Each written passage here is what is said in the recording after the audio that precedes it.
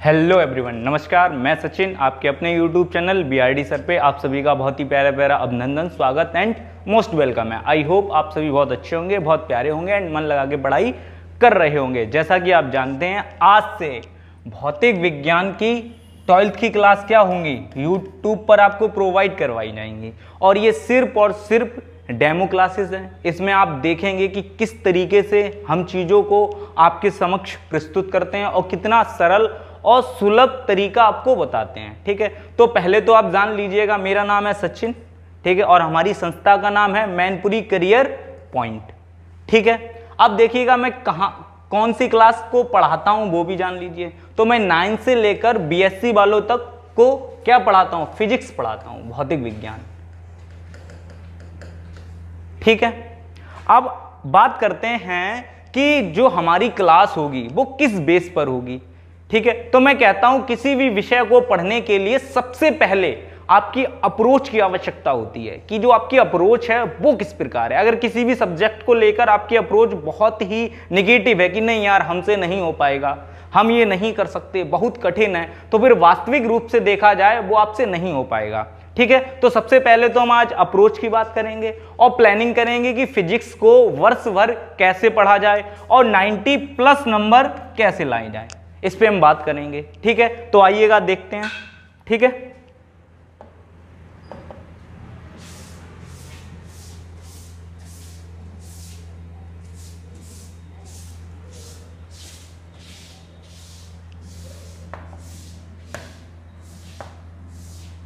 देखिए अब जरा, सबसे पहले हम जो बात करेंगे वो करेंगे अप्रोच की, कि जो आपकी अप्रोच होगी वो कैसी होगी। तो मैं कहता हूं किसी भी सब्जेक्ट को पढ़ने के लिए जो मेरा तरीका है वो ये तरीका है।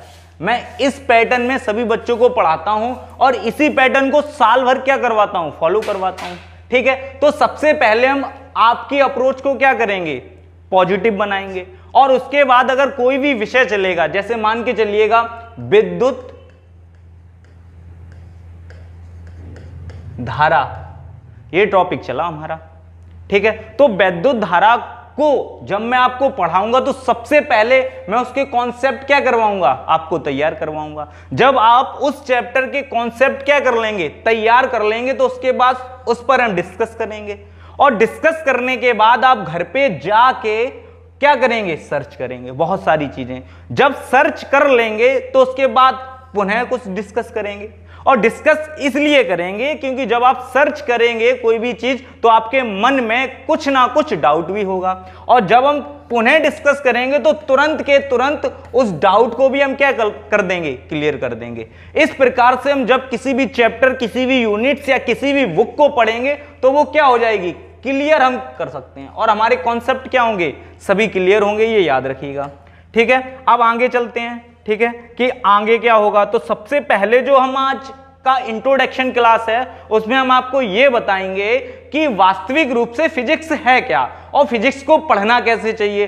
12th की फिजिक्स और 11th की फिजिक्स में क्या अंतर है, हाई स्कूल की साइंस क्या है, उन सभी चीजों के बारे में हम थोड़ा डिस्कस करेंगे। ठीक है,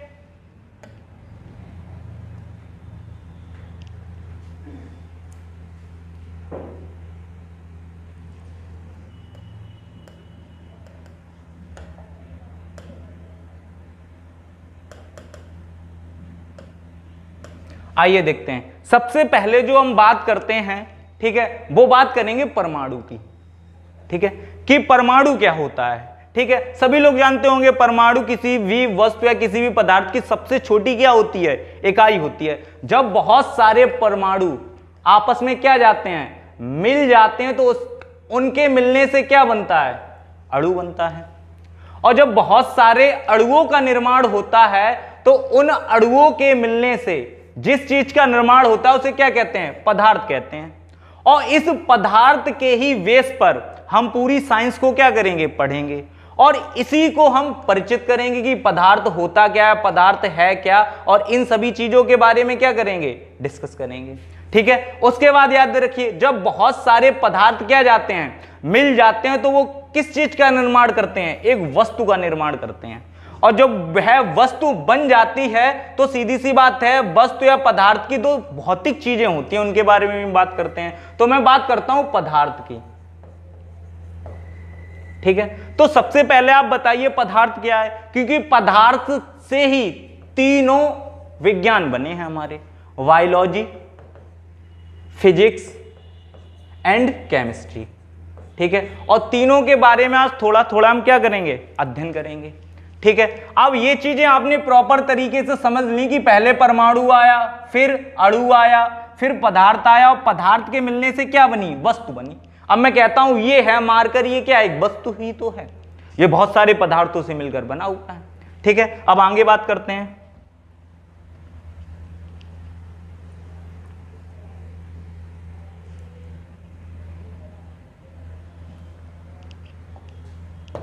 अब बात करते हैं पदार्थ। ये है वो हमारा क्या है, पदार्थ है। ये क्या है, पदार्थ। ठीक है, तो मैं आप सभी बच्चों से कहता हूं कि पदार्थ क्या है, तो आप जानते हैं जो अणुओं से मिलकर बना हो वो पदार्थ होता है। ठीक है, मैं कहता हूं पदार्थ के गुण क्या होते हैं। ठीक है,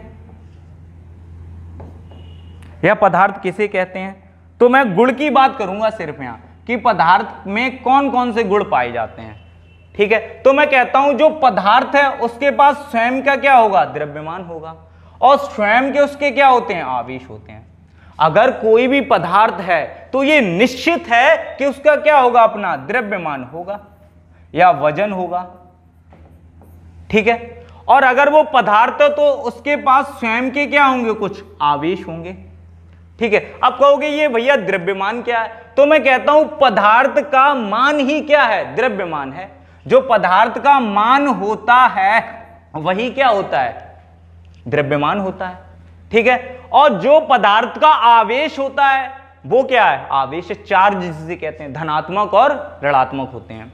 ठीक है, अब बात करते हैं थोड़ी द्रव्यमान की, वजन की। अब बात देखो, गुणों की बात करेंगे, यहां पर हम डेफिनेशन की बात नहीं करेंगे, सिर्फ और सिर्फ गुण की चर्चा करेंगे। तो हम कहते हैं कि जो द्रव्यमान का गुण होता है वो क्या है, तो मैं कहता हूं जो द्रव्यमान होता है वो हमेशा आपको किसमें मिलेगा, पॉजिटिव चार्ज में मिलेगा या धनात्मक मिलेगा, कभी भी ऋणात्मक नहीं होता है। ठीक है, आप कहोगे भैया कैसे, मुझे व्यवहारिक तरीके से समझाइए। आपने तो बता दिया कि द्रव्यमान होता है वो हमेशा पॉजिटिव होता है, धनात्मक होता है।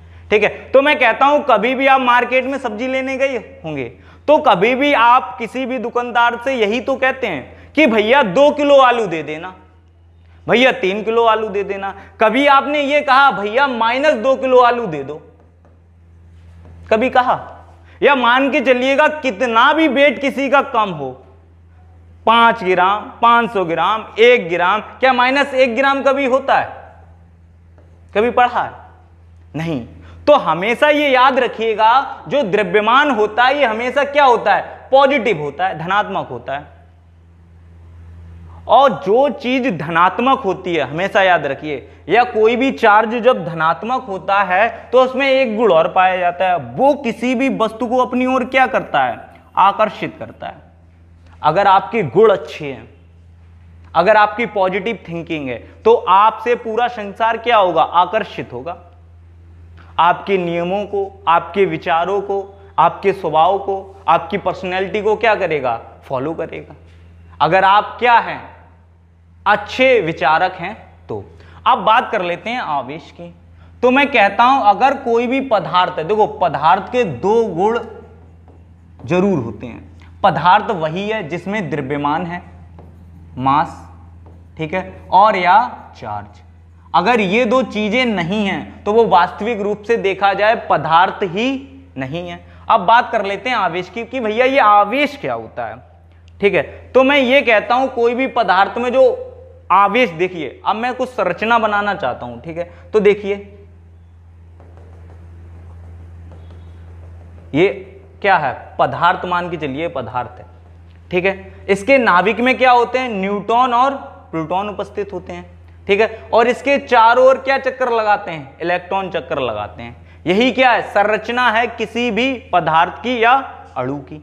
ठीक है, अब वही चार्ज यहां पर हम एक्सप्लेन करेंगे। ठीक है, तो मैं कहता हूं आवेश भी 2 प्रकार होता है, या आवेश के भी 2 गुण होते हैं। एक तो होता है ऋणायन और दूसरा होता है धनायन। जो ऋणायन होता है वो किसी भी वस्तु को क्या करता है, प्रतिकर्षित करता है, और जो धनायन होता है वो किसी भी वस्तु को क्या करता है, आकर्षित करता है, हमेशा याद रखिएगा।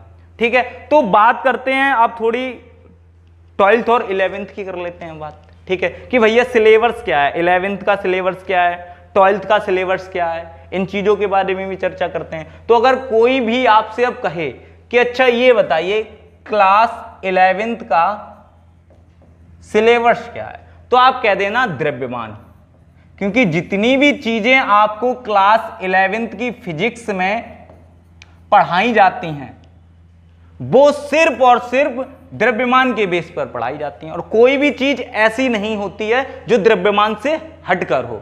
इसके बाद बात करते हैं 12th की, कि भैया 12th में क्या पढ़ना चाहिए, कैसे पढ़ना चाहिए। और कोई भी पूछता है कि 12th की बुक्स 2 हैं और कैसे क्या पढ़ें, तो मैं कहता हूं 12th की बुक्स जो पूरी बनी है वो आवेश के बेस पर बनी है। आवेश को कहां रखा जाएगा, आवेश कहां प्रवाहित होगा, आवेश को कैसे कंट्रोल किया जाएगा, आवेश को कैसे रोका जाएगा।